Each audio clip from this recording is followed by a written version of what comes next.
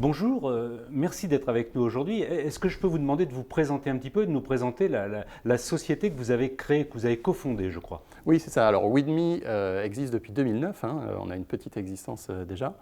Et WIDME, ça signifie With Me au départ, la contraction de Avec moi. C'était l'idée de partir sur des solutions de mobilité. Et puis assez rapidement, on s'est adressé au secteur de la banque et de l'assurance, qui nous semblait être particulièrement pertinent. Et aujourd'hui, WIDME développe des solutions pour les banques et les assurances afin de les aider à mieux vendre leurs produits sur Internet. Et vous êtes basé à Bordeaux. Est-ce qu'on pourrait dire que vous êtes encore une start-up ou vous êtes déjà une société ou vous êtes entre les deux? Vous situez comment, vous? Alors, techniquement, on n'est plus une start-up parce qu'on a plus de 10 ans d'existence. Mais comme on a pivoté récemment, je vous disais qu'on était parti sur une idée de mobilité au départ qui a donné le nom de la société. Aujourd'hui, on est vraiment sur des solutions web qui sont destinées à optimiser la performance commerciale de la banque et de l'assurance. Donc, on peut dire qu'on a pivoté depuis 2014-2015. Pour nous, on est encore une start-up dans cet esprit de savoir nous adapter à notre marché et de créer des solutions à valeur ajoutée pour nos clients, donc de la banque et de l'assurance. Vous êtes combien? Aujourd'hui, on est 9. D'accord. Et alors, vous avez un nouveau produit, j'ai vu qu'il s'appelait Gator. Vous pouvez nous expliquer un petit peu à quoi ça sert, ce produit Gator? Oui, alors c'est une offre d'agrégation de comptes bancaires. Alors, l'agrégation de comptes bancaires, je pense que beaucoup de gens connaissent maintenant, c'est ce qui consiste à venir récupérer les données que vous avez à droite à gauche sur vos livrets, vos comptes, sur différentes banques, dans différents établissements, d'en proposer une version synthétisée, agrégée, et donc derrière de pouvoir donner des services aux consommateurs autour de ces informations de données agrégées, c'est-à-dire vous donner une vue sur votre gestion de budget, vous permettre de vous définir des alertes sur vos budgets, etc. Donc ce sont des solutions aujourd'hui qui sont relativement répandues chez les clients. Les consommateurs peuvent les utiliser en se connectant à leur banque. Ce qu'il y a, c'est que ce sont aujourd'hui les grandes banques qui sont propriétaires de ces solutions. Elles appartiennent quasiment toutes aux grands groupes bancaires. Et donc nous arrivons en tant qu'acteurs indépendants avec une offre nouvelle qui a pour but un peu de faire bouger les lignes en fait, sur ce secteur, en faisant notamment rentrer dans le jeu de l'agrégation des acteurs qui n'y étaient pas invités jusqu'à présent. C'est-à-dire les mutuelles, les courtiers, les CGP, les comparateurs, tous les acteurs de proximité, les acteurs de l'intermédiation qui jusqu'à présent étaient rebutés par les coûts de ces solutions et par leur complexité de mise en œuvre. Aujourd'hui, on arrive avec des solutions simples, avec des composants web faciles à installer et avec surtout un modèle économique qui le rend accessible en fait, à tous les projets, à tous les budgets. C'est un modèle économique en SaaS, pour ne pas le cacher, en Exactement. abonnement. Et qui sont vos clients? Parce que vous ne vendez qu'en marque blanche. Oui, absolument. On est 100% B2B en marque blanche. On s'efface derrière nos clients. Et c'est d'ailleurs aussi un de nos atouts, c'est que nos composants web, notre design tel qu'on va le proposer, permet complètement de s'intégrer dans les parcours web existants de nos clients. C'est le but. Le consommateur ne doit pas avoir l'impression de sortir de son parcours lors de l'agrégation. Et alors, vous avez bénéficié donc de l'open banking, des offres open banking, du DSP2. Vous pouvez nous dire un petit peu comment vous vous situez et comment c'est arrivé dans votre vie, cette histoire? Eh bien, en fait, ça a été un peu un bouleversement lorsque la DSP2 a été transférée en droit français et surtout lorsque, depuis 2019, elle a commencé à devenir contraignante, puisque les banques ont été obligées de fournir des API gratuites, donc ce qu'on appelle l'open banking, à disposition des tiers agrégateurs comme nous. Donc c'est ça la révolution des SP2, c'est ce passage en droit français de cette directive qui fait que demain, nous, on anticipe là-dessus. Dans 3 ans, 5 ans, toutes les banques auront ouvert leurs données via des API publiques. Et donc, nous, aujourd'hui, on anticipe sur cet état de fait en disant, ben voilà, l'agrégation bancaire, la collecte des données, c'est plus trop là où va se jouer les enjeux, la valeur ne sera plus là, elle va se déplacer. L'agrégation, techniquement, ça va devenir simple. Par contre, le traitement de la donnée, la qualification des opérations bancaires de manière la plus pertinente et intelligente possible, c'est là que vont être les enjeux de demain.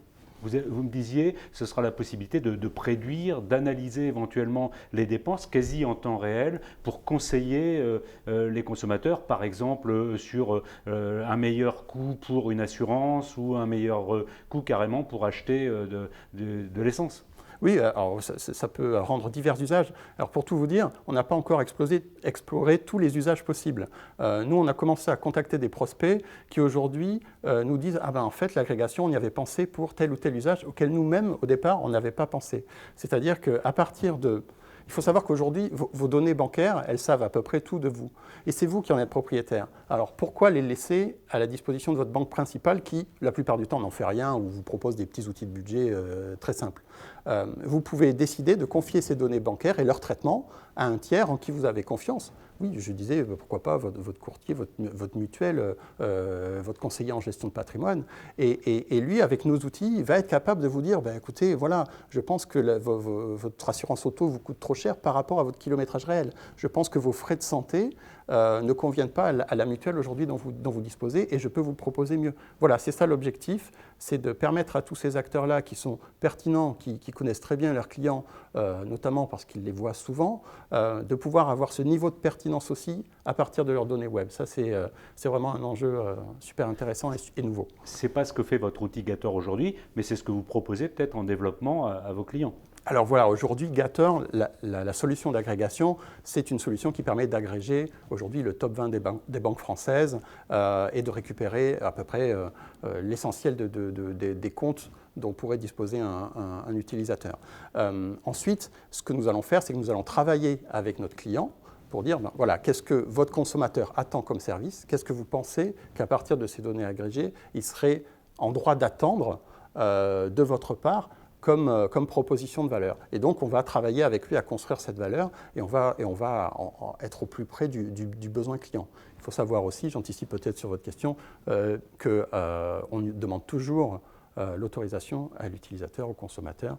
On respecte 100% la réglementation sur la protection des données personnelles. On va parler après de RGPD, mais un petit point technique. J'ai vu que vous mettiez en avant l'utilisation de Python et de Vue.js ou de React. Quels sont les outils que vous utilisez? Est-ce que ce n'est pas trop problématique de trouver des compétences sur ces outils? Et comment vous êtes hébergé? Enfin, l'environnement technique, c'est quoi? Alors oui, en effet, pour parler un peu technique, même si ce n'est pas ma spécialité, sur le back, on est sur du Python. C'est beaucoup pour la performance en fait, du langage. Et sur le front, on est en effet avec des frameworks modernes comme React.js.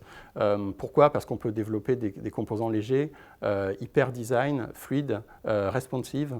Et aujourd'hui, on parlait de compétences, aujourd'hui les jeunes développeurs sont vraiment à l'aise avec ces formats-là. Et nous, on est très à l'aise aussi de les proposer à nos clients parce qu'on sait qu'ils sont simples à intégrer et qu'en plus, au niveau expérience utilisateur, c'est vraiment un mieux par rapport aux vieilles interfaces qu'il y a encore 5 ou 10 ans. Vieux outils aussi. Et ils vont parfaitement sur les smartphones, sur les mobiles. Ouais. C'est ça qui est pratique. Ouais. Concernant l'hébergement, vous êtes dans le cloud, mais chez qui? Alors, on est dans le cloud, on est chez Amazon Web Services. Sachez que nos contrats ont été soigneusement regardés par la CPR, l'autorité de contrôle française, et par la Banque de France avant de nous donner l'agrément. Donc, oui, les données sont sécurisées, entièrement chiffrées, et il n'y a vraiment aucun risque de sécurité là-dessus. Les serveurs sont en France aussi, je tiens, en Europe en tout cas. Au plus loin, je crois qu'il y a un serveur à Francfort, mais je crois qu'il n'y a pas de serveur au-delà de l'Europe. Mais de toute façon, Amazon est soumis au Patriot Act, donc on ne sait jamais, ça arrive très rarement, mais bon, c'est le souci de pas mal de monde. Concernant cette sécurité justement, alors le RGPD, c'est une partie très claire, mais sur l'aspect technique, cybersécurité, comment vous gérez ça justement, le chiffrement, comment vous avez approché, comment vous gérez cet aspect-là? Alors, je ne suis pas le responsable technique, donc je ne suis peut-être pas le mieux à même pour répondre à toutes ces questions. Nous, on s'est conformé à toutes les règles qui nous ont été éditées notamment par la CPR pour les règles de conformité. En effet, on ne stocke pas les données clients, on n'a aucune information personnelle sur les clients. Toutes nos transactions sont chiffrées lourdement. Donc je ne connais pas exactement les protocoles de chiffrage, mais en tout cas là-dessus on a travaillé pour tout vous dire, on a travaillé depuis 1 an peut-être à avoir cet agrément en même temps qu'on développait la solution, et la partie sécurité nous a pris plusieurs mois, notamment pour ces contraintes de cybersécurité.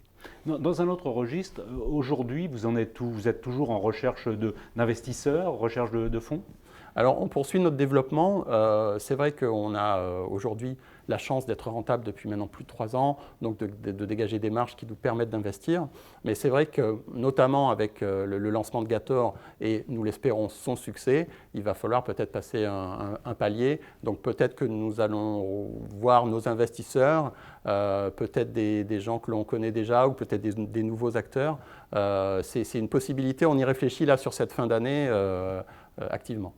Justement, et ce sera ma question de conclusion, où en sont vos rapports avec AXA? Parce que c'est un de vos investisseurs initiaux et peut-être quelqu'un qui vous supporte, une société qui vous supporte lourdement.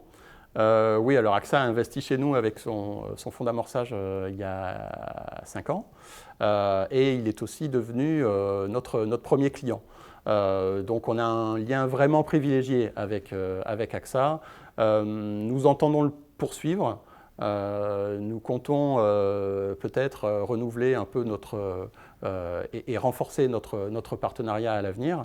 Mais c'est vrai que c'est pour nous c'est très important d'avoir un acteur comme AXA à nos côtés parce que oui, ils nous font confiance et ils envoient un message fort aussi à notre secteur en disant voilà, with me est un acteur à qui on peut faire confiance pour inventer, créer, développer des solutions performantes et sécurisées. De toute façon, ce sera avec With Me. Merci. Merci beaucoup. Merci Paul.